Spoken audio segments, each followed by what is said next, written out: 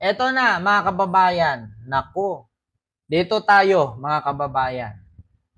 Camille Villar. Hala, Diyos ko. Camille Villar, may isyung boot buying at ang kumilik daw ay magbigay ng show cause order. Totoo po ba? Mga meses, mga mister, mga meses, mga lolo't mga lola.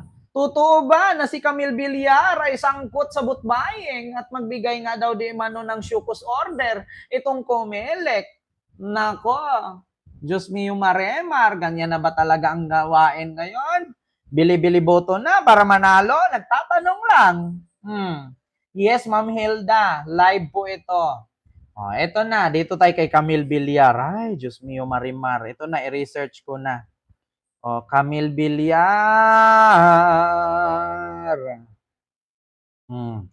Vote buying daw. Actually, may narinig pa nga ako, hindi lang kay Camille Villar, narinig ko pa nga sa mama ni Camille, sa nanay niya na, kayo mga taga Las Piñas, binigyan namin kayo ng lupa. At make sure na kapalit nito ay iboto nyo kami, suportahan nyo kami. Kasi kung hindi nyo kami iboto, gawin naming subdivision ang lupa na to. Nako, kami ang may-ari dito. Nako, hindi ba boot buying yung ganon, mga kababayan? Hindi ba boot buying yon? Yung, ayan, binigyan na namin kayo ng kalupaan. Kami ang nagmamay-ari sa kalupaan na to. At make sure, sana naman, suklian nyo kami sa binigay namin. Kapag hindi nyo kami iboto, gawin naming subdivision ang lupa na to. Ako, fake news pa ba ito? Nasa balita na to. Ito na, mga kababayan. Ito na. Papapap. Laban sa kanya. Ito na. Naglabas na nga ng pahayag si Congresswoman Camille Villar kaugnay sa aligasyong vote buying sa Cavite laban sa kanya. Kaya wala pa siyang natatanggap na show cause order mula sa Commission on Elections sa Comelec. Ang tinutukoy na event ng Comelec ay nangyari anya noong February 9, 2025 o bago pa man yung campaign period para sa election 2025. Kaya pa man wala umanong bilihan ng boto o anumang election offense na nangyari. Umaasa naman ang kongresista na malilinis ang kanyang pangalan sa oras na makasagot na siya sa Comelec. Naglabas na nga ng pahayag si Congresswoman Camille Villar. Camille Villar, pinapatawag ng Comelec regarding sa isang alleged vote buying incident. Nako. Makikita sa isang video na kumakalat online ngayon na si Camille Villar at iba pang mga kasama ay nasa isang stage kung saan may mga posibleng cash prizes na pinamimigay sa mga tao. Nako. Sabi ng kampo ni Villar na hindi daw ito vote buying dahil nangyari ito noong February 9, 2 days bago mag-start ang campaign period noong Feb 11. Siyempre, nag-research na naman ako para sa inyo para malaman natin together kung kailan nga ba mako-consider ang mga ganitong incident as vote buying. First, tignan muna natin kung ano nga ba ang definition ng vote buying. Sabi ng Comelec, and I'll put it in simple terms, ang vote buying is kapag nag-offer ang isang tao ng pera, bagay, promise ng position, grant sa isa pang tao with the intention na mabago ang boto niya. Ito ang mga posibleng examples ng vote buying. Ano ba yun? Pag-distribute ng cash during assemblies. Pagbibigay ng pagkain para ma-impluwensya ang boto ng mga taong bibigyan mo. Pagbibigay ng financial assistance para mabayaran ang mga hospital bills, again, with the intention na iboto kanila. Now, dito na tayo sa ating pinaka-important question. Kailan nga ba siya mako-consider na vote buying? Now, according to my research ito ang sabi. Ang vote buying daw, hindi lang nangyayari during the campaign period. Pwede din niyang mangyari before and after the campaign period. Provided na ang pagbibigay ng pera, grants, or kahit ano pa ay may intention para ma-influence mo ang boto ng isang tao. Napaka-vague and complicated, di ba? Parang for me, it's very hard to prove kung ano nga ba yung intention kung bakit namimigay ang isang politiko or isang kandidato ng pera or ayuda. Para iboto. Gusto lang talaga nilang tumulong at wala naman silang intention para i-influence ang... Ako, may question ako dyan. Bakit tsaka sila mag-abot-abot at magpapalaro kung saan may eleksyon? Bakit hindi sila mag-abot, no, ng bigas, pagkain, at magpaparapol nang walang eleksyon? Diba? Tignan nyo si Sara Duterte ngayon. Nag-iikot kung saan-saang lugar. Oh, malayo pa ang presidential election, 2028 pa. Oh, dapat ganyan ang gawin ninyo. Oh, kasi si Sara hindi naman kandidato ngayong midterm election. Oh, so dapat ganyan, di ba? Mag-iikot ka habang wala pang election 2028. Bakit? Para maalala ng tao na gumagalaw ka. Pero ang tanong, gumagalaw ka nga para saan ba? Di ba? Tingnan mo si Sara kung saan-saan napapadpad ngayon. Ngayon, ang tanong, bakit nga ba nag-iikot si Sara? Hindi naman siya kandidato. Kasi nga gustong tumakbo ngayong 2028 pagka-president. Ngayon, ang tanong, namigay, nag-ikot, bumisita. Ano bang purpose ng pag-ikot niya? May inabot ba siyang tulong? May ayuda ba siyang dala? Nga, wala. Bakit? Nakipagpulong lang. Kasi nangako na naman. Minsan na kayong nabudol ni Sara noon. Baka mabudol na naman ulit kayo ngayon. Di ba? Wala namang problema kung politician ka, magpa-games ka, pag-fiesta, kapag may araw ng barangay, fiesta ng barangay, walang problema. Pero naman, dapat hindi lang sa eleksyon na time. Ang iba kasi tsaka lang lumalabas pag eleksyon. Pagkatapos eleksyon, pag nanalo na, hindi nyo na mahagilap. Tapos pagmumurahin na nila yung tao. Parang si Cynthia Villar. Nung eleksyon, hinawakan lahat. Bata, matanda, may ngipin, wala, yagit, dugyot, mabaho, maasim, amoy araw, amoy anghit. Walang pake kasi eleksyon. Pero nung nanalo na at may posisyon na, pinagmumura na kami, nagpapaganda ng lugar na ito. Tanggalin mo yan, bunutin mo yan, buksan mo yan. Kami nagpapabago yan. Ayusin nyo yan. Kunin nyo yan. Diba? Ganyan ang sakit. Hindi lang si Cynthia Villar. Marami pang ibang ganyan. Ito pakita ko sa inyo kung paano siya magwala. Tanggalin nyo yan. Kunin nyo yan. Tigilan mo ako, hindi ako luko-luko. Tigilan mo ako, hindi ako luko-luko. Tigilan mo ako, hindi ako loko-loko. Tigilan mo ako, hindi ako luko-luko. Tigilan mo ako. Hindi ako luko-luko. At may nabalitaan ako mga kababayan, hindi lang pala lupa ang pagmamayari nila ngayon, pati tubig. Pagmamayari na din pala ng mga bilyar. Baka sa sunod pati hangin sa inyo na At magtaka na kami na bawat langhap namin, bayad muna bago langhap. Yan mahirap mahirap yung ganyan mga bilyar. Lupa sa inyo na. Tubig sa inyo na. Baka pati hangin, kayo na rin may-ari Bayad muna bago langhap. Sa inyo na yung polluted air. Wala kaming pakialam dyan sa air na yan. Anong sabi ni Cynthia Villar? Tigilan mo ako, hindi ako luko-luko. Sino ba nagsabing luko-luko ka? Tigilan mo ako, hindi ako luko-luko. Pati bigas. Kayo na rin pala nagmamayari sa bigas. Nako, kaya nga sabi ko baka pati hangin, pagmamayari na ng mga bilyar, at bago langhap, bayad muna. Nako, di fuga na yan. Langhap, bago lumanghap, magbayad. Nako. Tigilan mo ako, hindi ako luko-luko.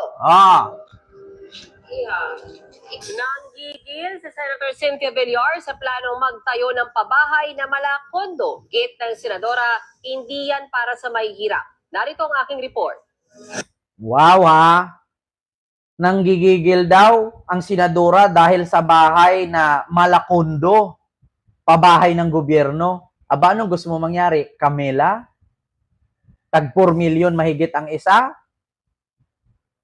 There are no homeless or poor. Ginisa ng ilang senador ang Department of Human Settlements and Urban Development o DSUD sa deliberasyon ng kanilang budget sa plenaryo ng Senado. Target ng DSUD na makapagtayo ng 3.2 million housing units na medium at high-rise buildings o condominium style.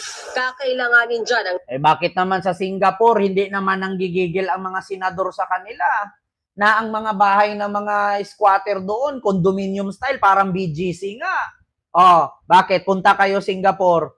Kailan lang ba ang Singapore gumanda? Hindi pa umabot ng 50 years. Ang Singapore. Bakit sa Singapore akala ninyo walang squatter sa Singapore? Meron. Pero nakakondo. Bakit naman yung Singapore ginawaan ng condominium style ang mga squatter? Hindi naman nagrereklamo ang mga senador. Bakit? Takot ba ang mga senador na umangat ang mga squatter? Ayaw ba ni Cynthia Villar na gumanda ang buhay ng mga squatter at hindi na sila tawaging barong-barong at kubo-kubo lang, nakakondo na? Bakit sa Singapore yung mga squatter nakakondo naman doon Nasa 4 trillion pesos na budget. Pero umalma, Senator Cynthia Villar, bakit daw pondong itatayo na pang middle class lang? Our priority should be Bakit daw kondo ang ipapatayo, middle class lang naman daw? Aba, ano bang gusto ninyong mangyari? Ang mga squatter wala ng karapatan magkakondo? So, ang may karapatan na magkakondo dito ay yung mga influencer lang, mga politician. So, hindi na po pwede magka-condominium ang mga squatter ngayon. the poor and the homeless. Why will you insist on building condominium? Dahil kikita ka doon sa contractor ng condominium. Na may Ang kinaiinis ni Villar, may mga sinasabihan daw na illegal settlers sa Las Piñas na umalis na sa mga lupang tinitirahan dahil bibigyan sila ng condo unit. Pero hindi naman daw Kaya pala. Kaya nagalit si Villar kasi meron daw mga illegal settlers sa Las Piñas na nagsialisa na. Kasi bibigyan sila ng condom unit ng pabahay ng gobyerno. Bakit? Ano bang gusto mo mangyari, Cynthia? Hindi mo paalisin yung mga illegal settler doon. Tapos tayuan mo ng condominium o ng subdivision, tapos doon mo na patirahin, pabayarin mo isa-isa. Ayaw pala ni Villar na libre ang mga squatter doon Ayaw ni Villar makatira sa kondo ang mga illegal settler doon sa Las Piñas. Kasi gusto niya doon bumili sa kamila niya. Nako. yan libre. Nasa real estate business ang pamilya Villar. Kaya alam daw ng senadora na may presyo talaga ang pagtira sa kondo. Paliwanag naman ni Senator Risa Hontiveros na sponsor ng budget ng DSUD. Base sa proposal, nasa 2,600 pesos ang ibabayad kada buwan sa condo unit na itatayo. Bakit kay Yorme Isko Moreno, napakaraming squatter na katayo sa kanyang pabahay? Nakatira sa kanyang pabahay, 2,000 lang naman buwan-buwan ang binabayad. Hindi naman nagrereklamo ang taga Maynila. Bakit Senador Cynthia Villar, bawal? Bawal na patirahin ang mga illegal settler sa mga squatter sa condominium. Bakit ang Maynila? Hindi nyo subukang alamin yung proyekto ni Isko Moreno sa Maynila na pabahay. Napakadaming pabahay ni Isko na napakadaming squatter na tumira. Gusto niyong malaman, i-research ko, walang nagrereklamo. I was there in Manila the time na si Isko ay mayor at sabi ni Isko, lahat kayang magbayad, pwedeng tumira. Hindi man niya lahat makapagpapatira doon, pero maraming maka-occupy. Maraming maka-avail. Bakit sa Maynila? Wala namang nagreklamo. Bakit si Villar nagre-reklamo? Sa Maynila, napakadaming pabahay ni Isko. Hindi nyo alam? Mga pabahay ni Isko, 2,000 a month lang. At take note, yung 2,000 na yan, may mababawi pa dyan pag sakaling umalis.